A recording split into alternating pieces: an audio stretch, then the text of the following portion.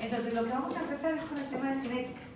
En el semestre pasado empezamos con las unidades que se usan para los sistemas, Sistema Internacional de Unidades, leyes fundamentales, teoría atómica, después venimos a la conformación de los compuestos y finalmente vimos estequiometría y decíamos, bueno, en estequiometría, entonces claro, cuando yo ya tengo identificado el compuesto, puedo decir que por ejemplo A se combina con B para producir C y D. Esto lo habíamos visto cuando hablamos en estequiometría y dijimos, bueno, los reactivos, esto es una ecuación matemática común y corriente en el que el igual se reemplaza por la flecha para indicar que los reactivos se combinan para formar productos. Ahí tuvimos otros conceptos de reactivo límite, en fin, pero lo que alcanzamos a ver en estequiometría fue esto. Para poder comprender el concepto de reactivo límite, entonces tenemos que entender que aquí hay una relación molar que en este caso, como está planteada, es de 1. Si yo fuera, la relación molar la puedo precisar a partir de la lectura de la ecuación. Si yo fuera a leerles esta ecuación, entonces les diría, una mol de A se combina con una mol de B para producir una mol de C y una mol de D. ¿Cierto? Esa sería la estequiometría. Cuando no tengo un coeficiente estequiométrico distinto de 1, entonces asumimos que es 1. Pero yo puedo tener una estequiometría, por supuesto, más compleja y decir que tengo A moles de A, donde A es cualquier número, B moles de B, que producen C moles de C, y D moles de D. Ahí ya tendría una ecuación en la que la estequiometría puede ser cualquiera, puede ser 1 o cualquier otro. Nosotros podemos hacer cálculos de reactivo límite y podemos hacer muchos cálculos en relación cuánto necesito el reactivo, cuánto necesito el producto, pero no podemos saber esta reacción en cuánto tiempo se va a dar. ¿Sí? Una reacción, un sistema, se evalúa en términos termodinámicos, que es la rama de la química que se ocupa de observar si la reacción se va a dar o no. Recuerden que una reacción finalmente es un cambio energético importante ahí en función de la materia. Entonces lo que hace la termodinámica fundamentalmente es explicar una reacción, digamos que este sea el perfil de una reacción, donde está la energía y este es el avance de la reacción, pues tiene unas condiciones particulares, ¿sí? Esa energía implicada en una reacción tendrá un comportamiento, digamos, si estamos hablando de una reacción en una sola etapa, tendría un comportamiento de este estilo, donde estamos considerando la energía de los reactivos, la energía de los productos, recuerden que estaríamos graficando energía y estamos viendo la diferencia, por ejemplo, entre estos estados energéticos. Pero además, la energía necesaria para que la reacción ocurra, que implica entonces que los reactivos se combinen, pero generen una condición energética que les permita superar esta barrera, ¿sí? Cuando nosotros hablamos de un sistema de estos, entonces se puede abordar fundamentalmente desde dos puntos. En el caso de la termodinámica, lo que se verá es, bueno, cuando junte yo estos reactivos, ¿se va a ocurrir la reacción? Sí. ¿El calor que hay disponible para la reacción será suficiente para que ocurra o habrá que ponerle calor? Eso se puede definir a partir de la termodinámica. La termodinámica logra estudiar todo ese sistema y termina viendo cuál es la trayectoria de la reacción y cuáles son los factores energéticos que están involucrados en todo esto y cómo termina dándose el producto. En el caso de la cinética es una función de estado, fundamentalmente, en la que ya no se va a ver qué fue todo lo que ocurrió, todos los factores implicados en todo este tema. La cinética fundamentalmente nos va a dar cuenta de cuánto se demora el reactivo que tengo en este punto para llegar a este. Es la única que nos da cuenta del tiempo que se va a tomar en darse la reacción. Yo puedo hacer la evaluación termodinámica del sistema y digo, wow, sí, es espontánea, es buenísima, está genial la reacción. Por ejemplo, en el libro van a encontrar que la reacción del carbono con el oxígeno, la reacción, por ejemplo, en la que tengo el carbono en estado sólido, que sería grafito, ¿cierto? Tengo el carbono que puede ser o bien grafito o bien diamante. Bueno, si lo ponemos en términos de diamante, puede resultar todavía más interesante, ¿sí? Si tengo el carbono en sólido en una estructura de diamante, esto en presencia de oxígeno, pues la reacción que va a ocurrir aquí es que se va a formar CO2, que es gaseoso. Imaginen este escenario, ¿sí? Una persona, un joyero, logra comprar unos diamantes, invierte todo su recurso en los diamantes, y cuando ve esta reacción, que la termodinámica le dice que es espontánea, lo que tendría que entender es que un día guarda los diamantes y como están expuestos a la atmósfera regular que tiene oxígeno, se van a evaporar. Pues nadie estaría dispuesto a poner su fortuna en este tipo de sistemas, porque en realidad pues nadie está dispuesto a que se le pierdan los diamantes. Se le evaporan, se fueron, pasan a la fase gaseosa y se desaparecieron ahí del sistema, ¿cierto? Y uno podría decir, bueno, pero evidentemente no se desaparecen, entonces ¿qué fue lo que pasó? Eso que dice la termodinámica es mentira. No, la termodinámica hace un análisis del proceso y dice, sí, eso va a ocurrir, esta es una reacción que será espontánea y va a ocurrir. Tiene una energía libre de Gibbs que indica que esta reacción va a ocurrir. Lo que pasa es que puede tomarse mucho tiempo para ocurrir, efectivamente puede ser muy lenta, y la termodinámica no da cuenta de eso. La termodinámica nos indica si la reacción puede ocurrir o no, y cuál es el proceso energético involucrado en esto. Mientras que la cinética es la única que se ocupa de decirme, bueno, ¿en cuánto tiempo es que va a ocurrir esto? ¿Sí? ¿Cómo, cuánto va a demorar, en términos reales, que esto ocurra? Y es la cinética la que se ocupa de eso. Entonces, nosotros lo que vamos a hacer ahora es aplicar los conceptos de cinética para poder explicar la velocidad de la reacción. ¿De qué campo nos vamos a ocupar? Entonces, de explicar la velocidad de reacción, entender qué es velocidad de reacción. ¿Sí? Vamos a ver los mecanismos por los que transcurre la reacción, que son los que determinan la velocidad, los mecanismos involucrados en esta reacción y los factores que afectan esa velocidad de reacción. ¿Sí? Los factores que van a afectar la velocidad de la reacción. Esa será la primera parte de cómo vamos a abordar este tema. Bueno, si nosotros vamos a hablar de velocidad, todos tenemos un buen concepto de velocidad. ¿Qué es velocidad? Exacto, es la distancia que se recorre en un determinado tiempo. Entonces yo puedo decir, bueno, voy en un carro, salgo de acá de la universidad y resulta que voy para Pereira. ¿Sí? Listo. Me monto en el carro y arranco, y cuando llego a Pereira yo puedo decir, bueno, ¿a qué velocidad te viniste? Yo simplemente divido la distancia recorrida en lo que me demoré y digo, bueno, venía a 70 kilómetros por hora. Pero esos 70 kilómetros por hora no fueron permanentes, no es que yo me metí en un sistema que iba a velocidad de crucero y todo el tiempo fue a 70 kilómetros por hora, no. O sea, paro en la salida, paro donde hay un semáforo, hago todas las paradas en el recorrido. Sin embargo, la velocidad dividida entre, o sea, toda esa distancia dividida en el tiempo que me demoré sería, yo venía en promedio a esa velocidad, ¿sí? También puedo tener otro concepto importante que es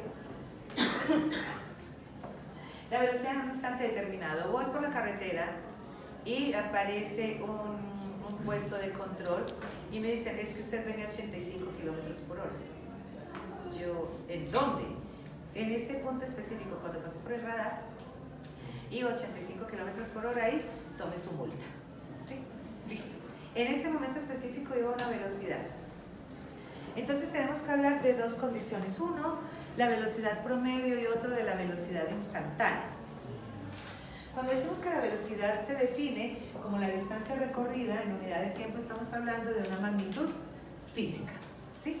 Es una unidad derivada que se da en metros o en kilómetros por segundo, por minuto, por hora.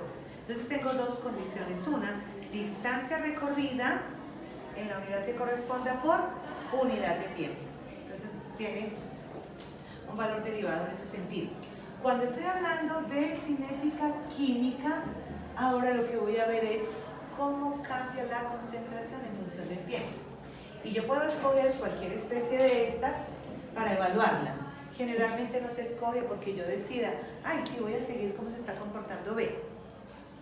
Para poder ver si lo que estoy viendo son concentraciones, Entonces, para poder ver cómo cambia esa concentración en función del tiempo, tendré que tomar una muestra en un momento determinado, medir la concentración, un tiempo después vuelvo y mido la misma sustancia en la mezcla, mido la concentración y así puedo graficar cómo va cambiando la concentración en función del tiempo.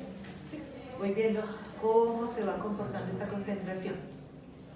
Cuando nosotros observamos un sistema de estos, bien podría ser que yo siguiera la cantidad de A, el cambio de la concentración de A o de B o de C o de D, de cualquiera de estos. Generalmente no puedo seguirlos todos, unas veces porque no hay una técnica que me permita medir concentración, no se ha desarrollado para alguna de las especies involucradas, otra porque sea más rápido, si la reacción es muy rápida es mucho más difícil ver los cambios de concentración. Si en la reacción se produce, por ejemplo, o uno de los reactivos es un ácido o una base, cualquiera de los dos, yo puedo medir esa concentración por titulación, saco una muestra, titulo, mido cuánto tengo en ese momento, lo calculo, vuelvo un tiempo después, saco otra muestra, vuelvo y miro cómo va a variar esa concentración.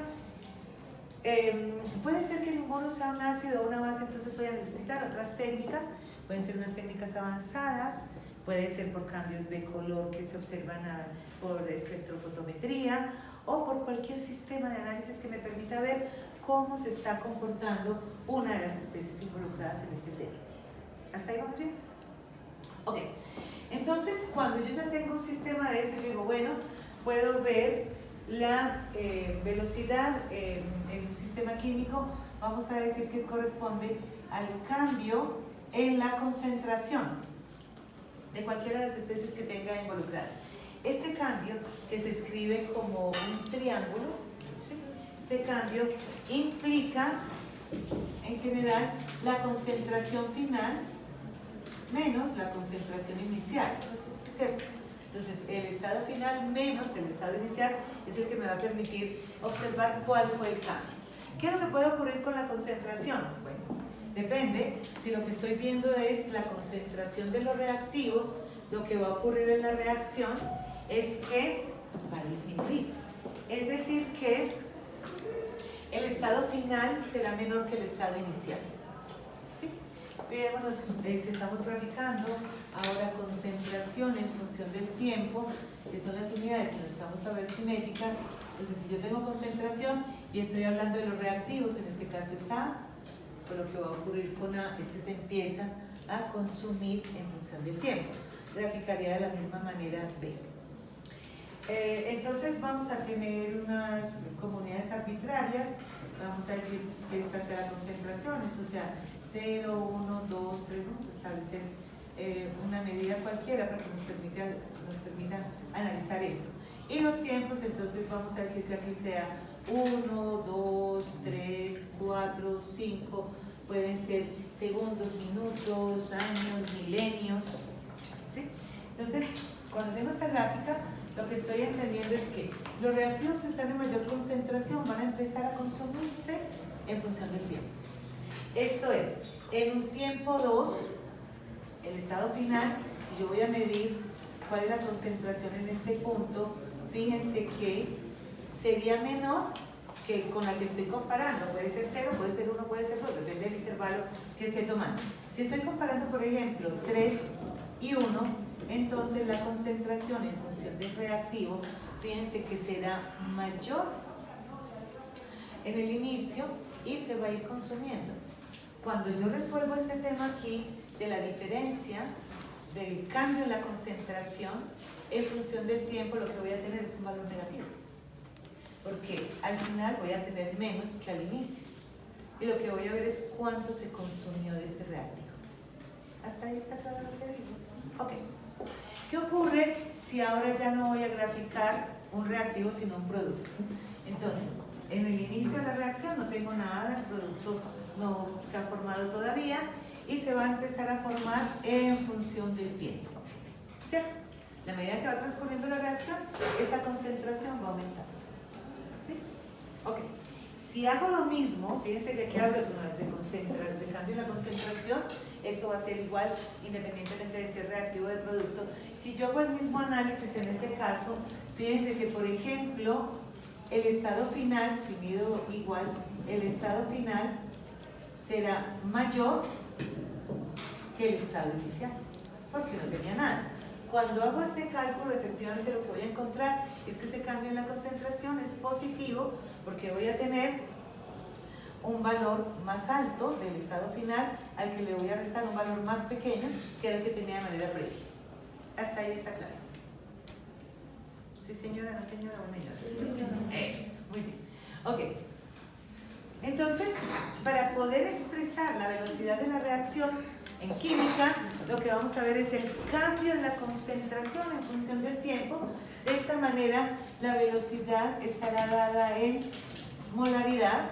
La concentración la vamos a expresar en molaridad por la unidad de tiempo que corresponda, segundo, minuto, cualquier unidad de tiempo, va a quedar en química expresada la velocidad en este tipo de unidades, ¿sí? Yo puedo tener aquí una situación particular y es que puedo expresar la velocidad promedio para cualquier reacción que tenga, ¿sí? Puedo calcular cuál es esa velocidad promedio simplemente indicando la barra arriba que me está indicando la velocidad, y puedo decir, bueno, la velocidad para esta reacción será igual al cambio en la concentración de A, ¿cierto?, respecto al cambio del tiempo, es decir, cómo cambia esa concentración de A en un intervalo determinado de tiempo. Para el tiempo funciona igual, sería el tiempo final menos el inicial. Pero recuerden que aquí voy a tener dos condiciones. La primera, cuando yo vea, cuando calcule cuál es el cambio en la concentración, este valor va a ser negativo. No puedo tener velocidades negativas. ¿A cuánto venía? No, a menos 50 kilómetros por hora. ¿Sí?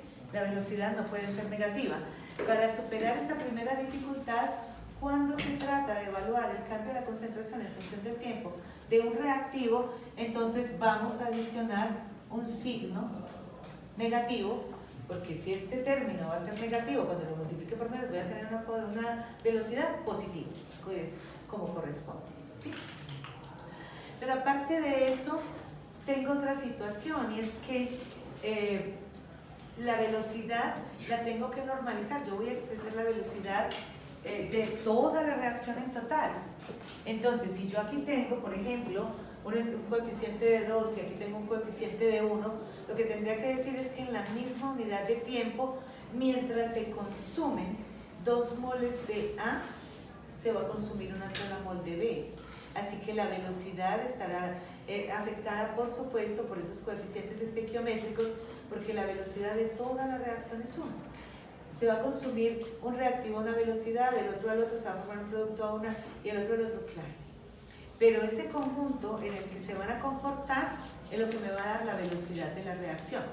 Para poder funcionalizar esta expresión y que me sirva para todos, normalizarla de tal forma que yo pueda ver en cada término cuál es la velocidad de la reacción, entonces vamos a integrar un dato adicional acá, que será, veremos que esto es igual a menos 1 sobre el coeficiente estequiométrico que tengo, ¿sí? De esa manera lo voy a funcionalizar. Puede ser 1, 2, 3, ¿sí? Entonces, en este caso, si volvemos al tema de que aquí tengo 2 moles y aquí una en la estequiometría de la ecuación, lo que tendría que decir es que en el mismo tiempo que se consumen 2 moles de A, entonces se consumirá una sola de B. Así, para normalizar esto, tendría que decir que será un medio de la velocidad de A igual a la velocidad de B. De esta manera las puedo igualar y se me vuelve una función matemática que puedo hacer cálculos con ella sin dificultad, porque ahora voy a tener una velocidad promedio. Cuando hablo de promedio, hablo de que durante el punto, el tiempo 1 y el tiempo 3, la reacción no fue todo el tiempo a la misma velocidad, ¿sí? Sino que hubo un cambio en la concentración en esa unidad de tiempo, y tal como hablamos de velocidad en física, instantánea o promedio, en química también estaríamos hablando de una velocidad en un instante determinado, una velocidad promedio. Aquí lo que estamos planteando es velocidades promedio. El promedio es cómo va a cambiar esa concentración en esa unidad de tiempo, y así me queda la expresión de velocidad promedio yo puedo o bien seguir la concentración de A y esa velocidad será igual, de nuevo, afectada por el signo negativo, afectada por el coeficiente estequiométrico para poderla normalizar, ¿sí?, por el cambio en la concentración de B respecto al cambio en el tiempo, o puede ser que lo que esté siguiendo en esta reacción ya no sea ni A ni B, sino de pronto C. C es la especie que yo puedo seguir para ver cómo va cambiando su concentración. Entonces ahí tendré en cuenta también la relación estequiométrica, pero aquí hay una diferencia importante, y es que, como les decía, en este análisis, cuando lo que yo estoy observando, cuando mis datos corresponden a un producto, la concentración que voy a tener al final será mayor que la que voy a tener al inicio. Entonces, cuando hago este cálculo, este valor va a ser positivo. Así, este signo negativo solamente va a acompañar la expresión para reactivos, pero para productos no. El valor va a ser positivo en términos de productos, ¿cierto? Y será igual también entonces a, considerando el coeficiente estequiométrico de D, el cambio que se observe en D respecto al cambio del tiempo. Decíamos que para hallar velocidad promedio yo no tengo que leer todas esas concentraciones de A y de B y de C y de D. Aquí esta expresión se puede entender como que la velocidad corresponde al cambio en la concentración de A en una unidad de tiempo determinada, en un intervalo de tiempo determinado, o puede ser que esté siguiendo el cambio en la concentración de B, o puede ser que esté siguiendo el cambio en la concentración de C, en fin, cualquiera de todos, ¿sí? Entonces yo puedo tener los datos de uno de estos cambios, el dato de una sola de las especies, y a partir de ahí calculo y cuánto está cambiando entonces la concentración del otro en esta misma unidad de tiempo. Solamente a partir de uno puedo calcular qué es lo que está ocurriendo con el otro.